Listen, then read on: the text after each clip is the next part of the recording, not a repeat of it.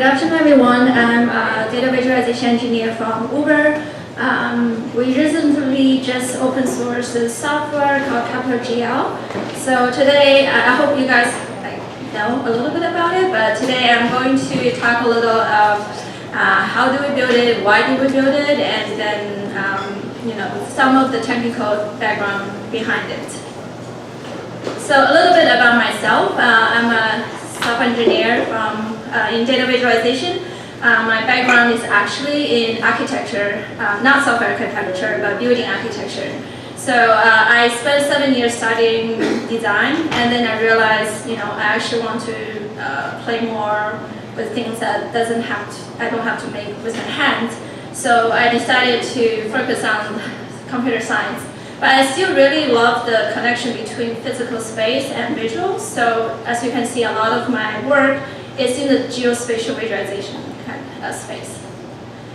And at Uber, geospatial data is one of our biggest assets. And it's already back given because we're in transportation space. We're always about moving things from one place to another. We're about traffic. We're about seeing how people move throughout the cities. So we need to work in visualization, and we need to do a lot of spatial visualization to help us better understanding our business. So when I first started at Uber, which is about 4 years ago, everyone is very obsessed with numbers. Everyone is talking about how many trips you did every day. It's all about how many zeros you put behind it. So at that time, people, actually even today, people are still really interested in saying, oh, we're doing 5 million trips a day. But what does that even mean? Like, do people here even know like those 6 zeros goes to where? So that's when I started. I decided to just start it by, take some data, play around with it, because I'm so lucky to start as a data visualization engineer, as the first data visualization engineer. So people don't know what I do. So I try to prove to them that there is a value in it.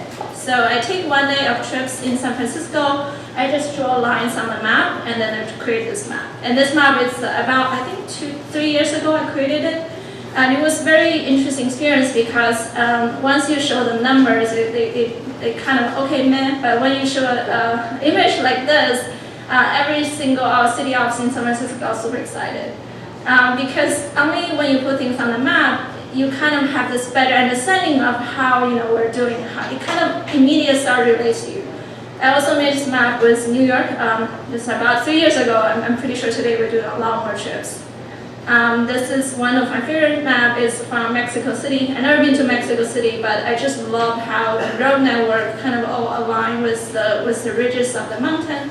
You don't have a single straight network, but you have those roads going around the city. And this is one I made for Paris. Probably everyone here knows about spatial visualization. This kind of map doesn't really, impress you anymore. But I think 4 or 5 years ago, when I tried to convince people this is something that they should look at instead of just the numbers, people start to get it because people start to really look into every single line on the map and realize that there's something actually happening there.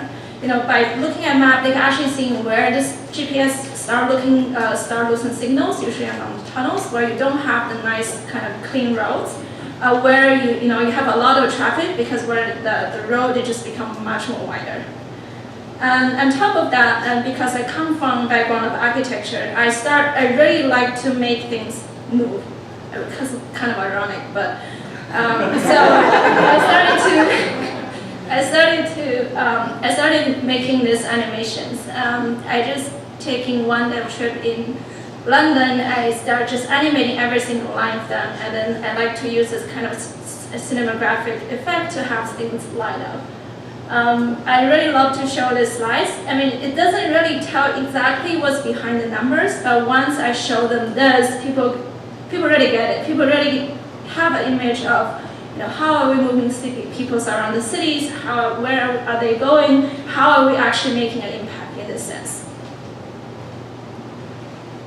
At the data visualization team, we make a lot of maps. We try to gain insights from the spatial data.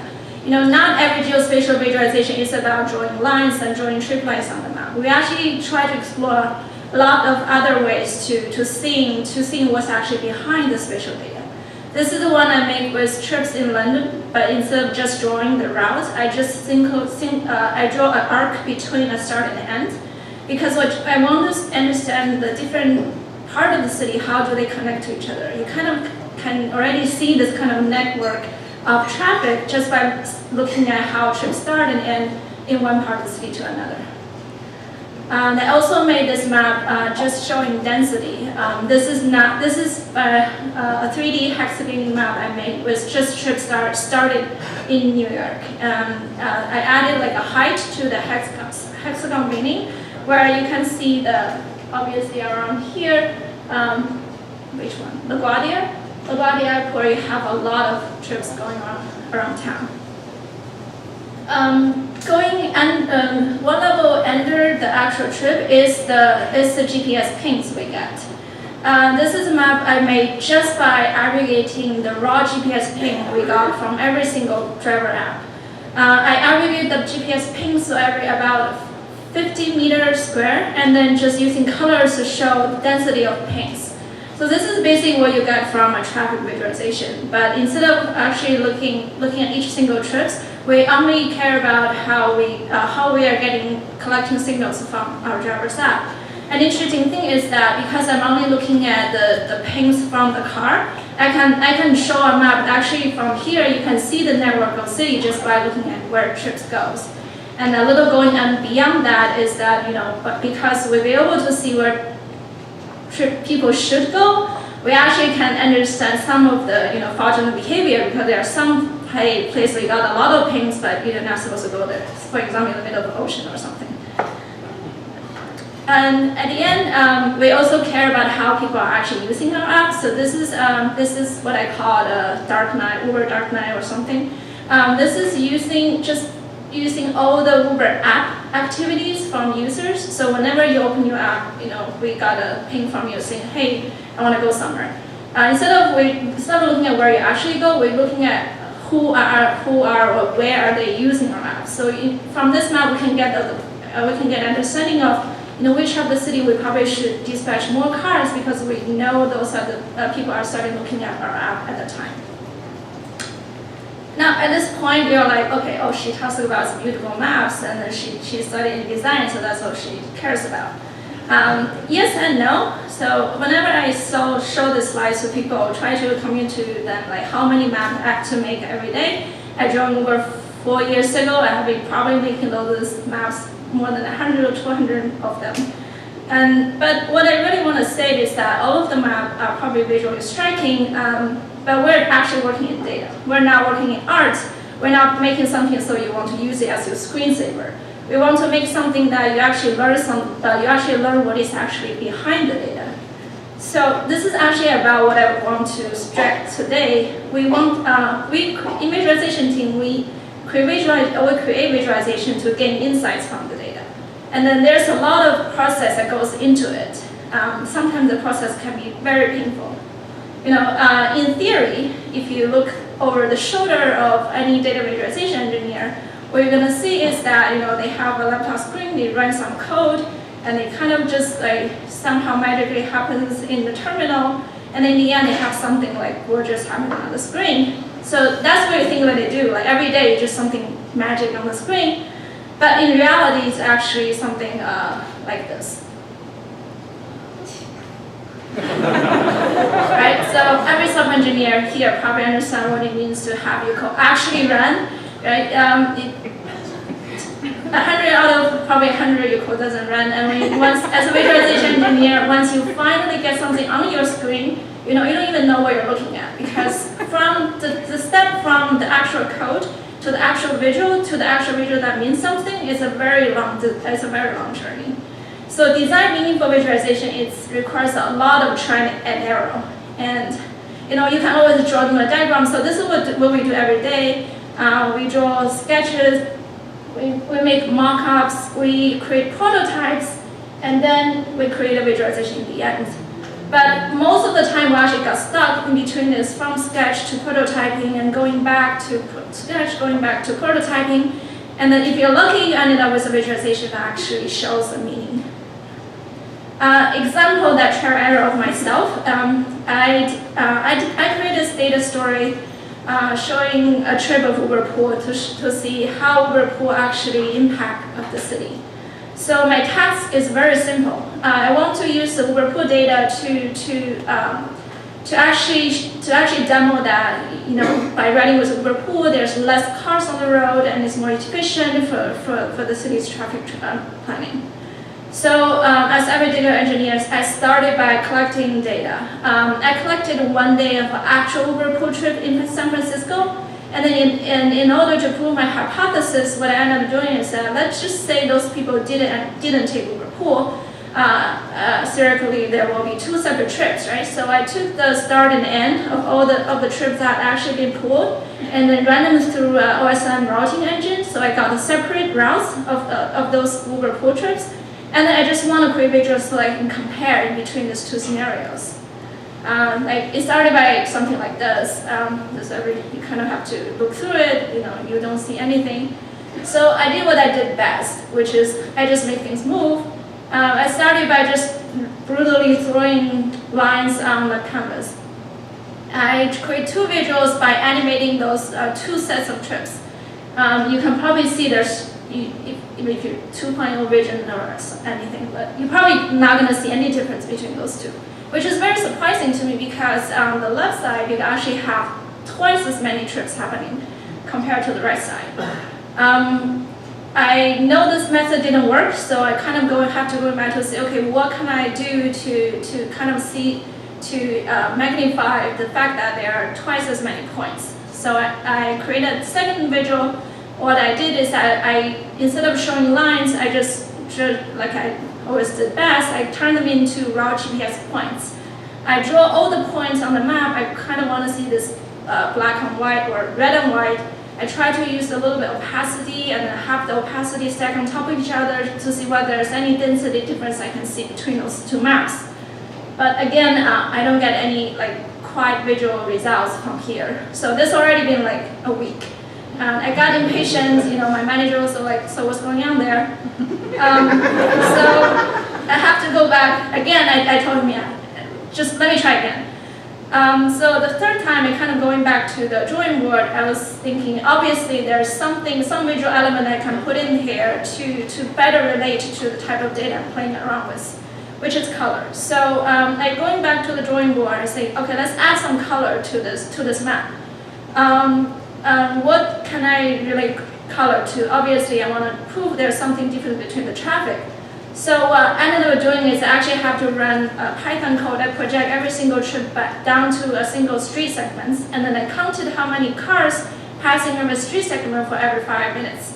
And then I turn the traffic volume back into the traces I'm drawing. So if there are more cars on that street segment, when the actual line passing that street, I use the color to signify that there's more traffic there.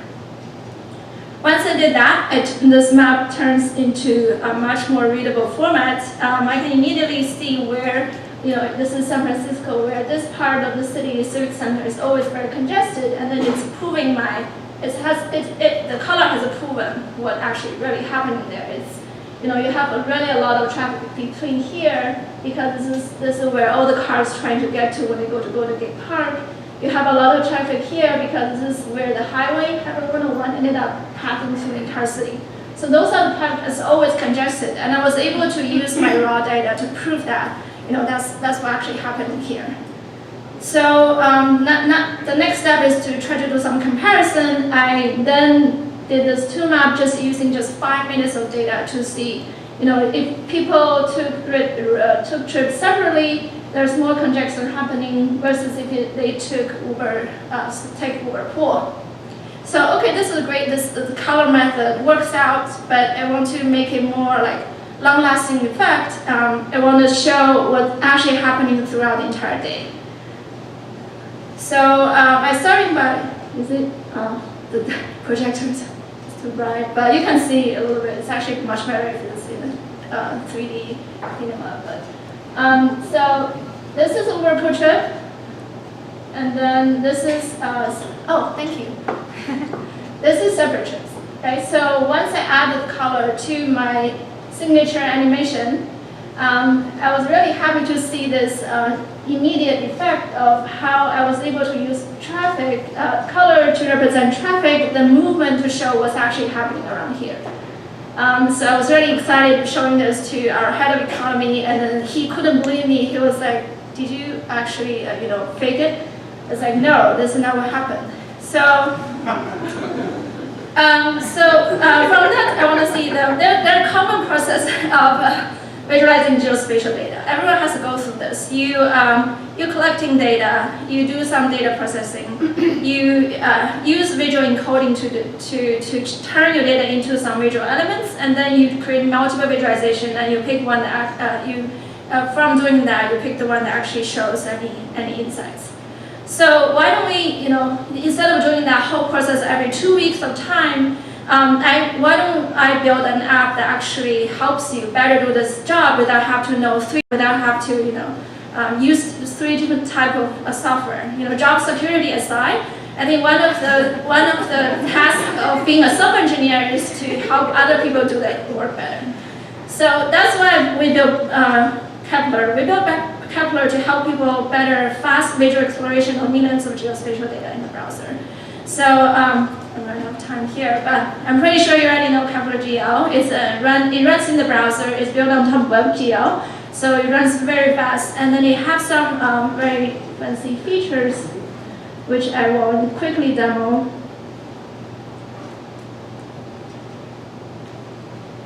So WebGL-based GPU calculation have a lot of preset layers.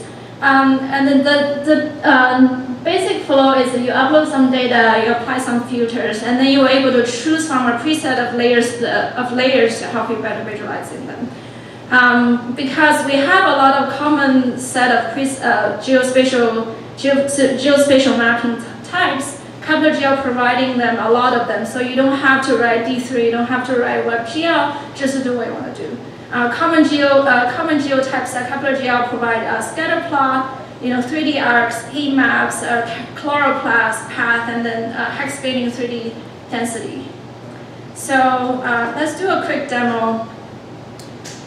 Because we want people to get data in there fast, they don't have to like run their own server or anything. So we just add this drag and drop data upload. So let's say you have a table of 300,000 trips. Your table have some kind of geo features in it, like begin trip lat, begin trip long, and then some timestamp, some metadata in it. All you need to do is just simply drag all this, drag them in.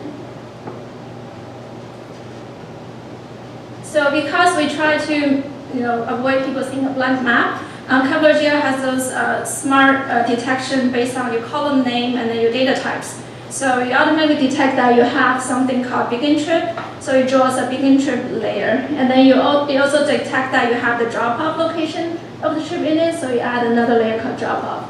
And it has all this kind of Photoshop, nice UIs where you can just change colors, change the size of your point, and then I'm all about colors, so I actually spend a lot of time. Even this is the 10th time I'm recording this demo. So I changed the point to be smaller, and then I added this additive blending so I can better see where the density happens. And again, this color is not what I like, so I changed it back to yellow. And you're looking at about 300,000 trips right now in New York City, and then by man there's a begin and end, so we're plotting 600,000 points on the map. It's all happening in the browser, so very fast. You can drag anywhere, zoom in and zoom out.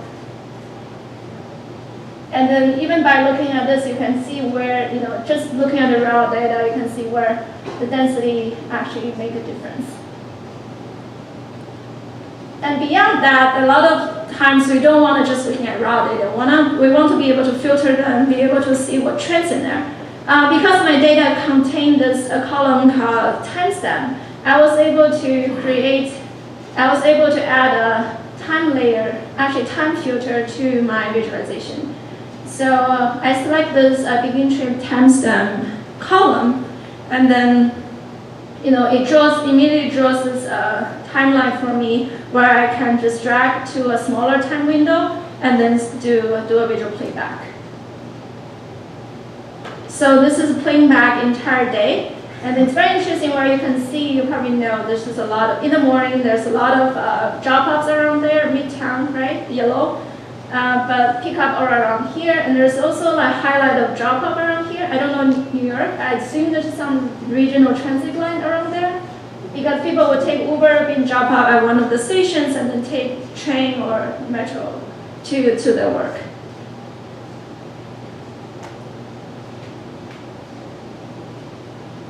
And keep playing back to probably the end of the day where the kind of the pattern reversed. So around 5 p.m., 7 p.m., blue here where a lot of people being picked up, where before it's yellow, drop off all over the place. People go partying.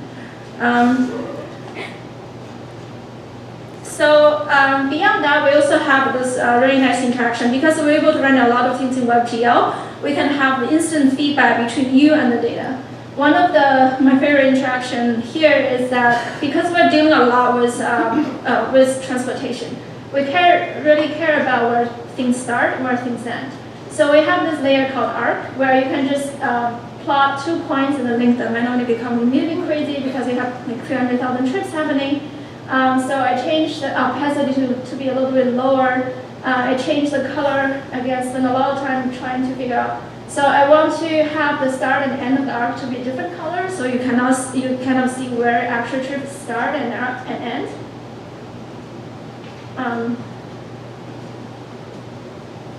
And then I spent a lot of time to do that, but maybe I can. No, I cannot. So okay, you're gonna have to watch that. So.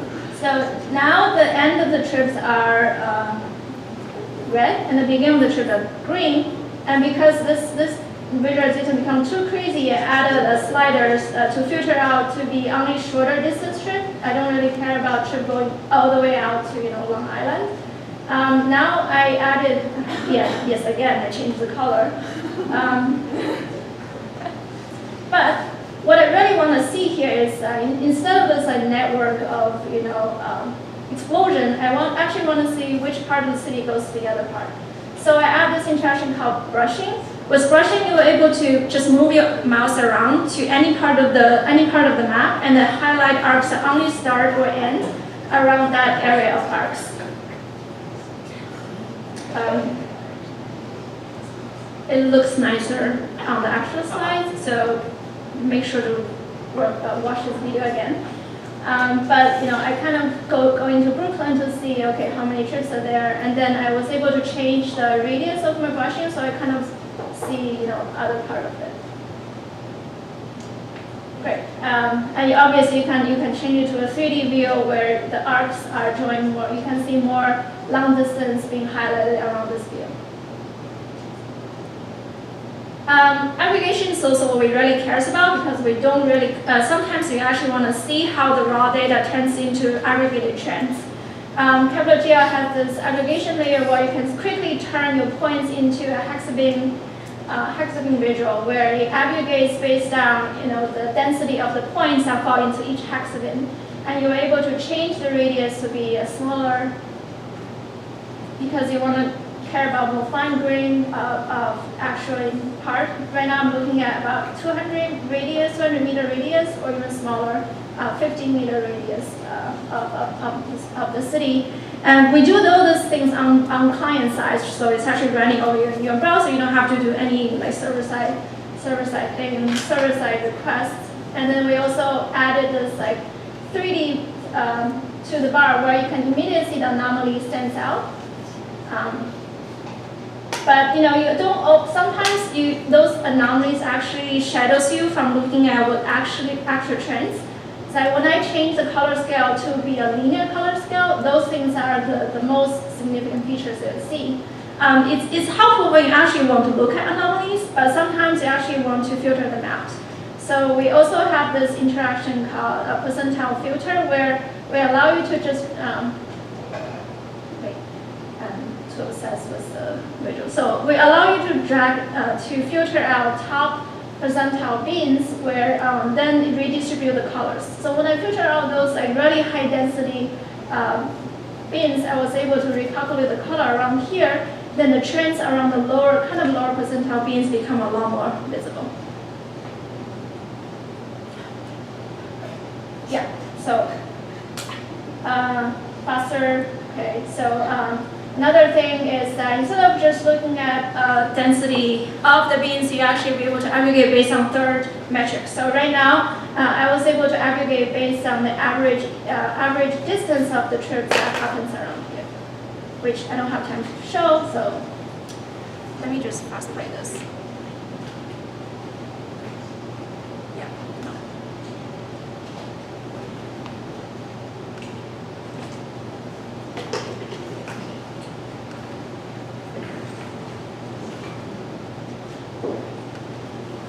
Okay, so that's pretty much it. A little bit behind Kleper.gl, we used all the WebGL technology building it. We have our own open source library called Deck.gl and React.gl that handles the rendering of the map. And so like all the GLs. But what actually happens between here is that you have a lot of GL because that's how you actually render things in the browser. We use Mapbox and React Map GL to render the base map, and then we use this whole suite of Deck.gl and Luma.gl to handle this actual data to map visual layer binding. So Kleper.gl is on top of that. We use React to build the entire app. So I have more slides about GPU computation, but since I ran out of time, just a little bit on that. We do a lot of GPU computation behind the scene. For example, with GPU computation, you can actually do all the map projection, data filtering, interaction event handling. The reason is that if you do everything on CPU, you have the single thread. But if you do everything on GPU, you are able to use the parallel processing of your GPU. And it's extremely helpful for data visualization because what data visualization is about is turning data points into the pixels on your screen. So we're able to use the microprocessor of GPU to handle all this calculation from data point to pixels.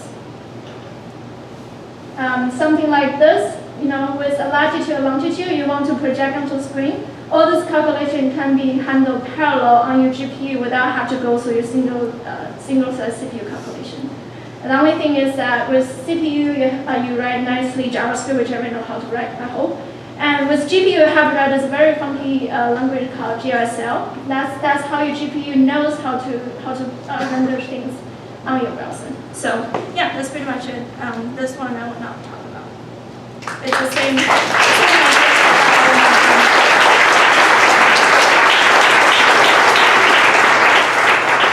So a very important thing is that please don't go away. Just give me one more second. So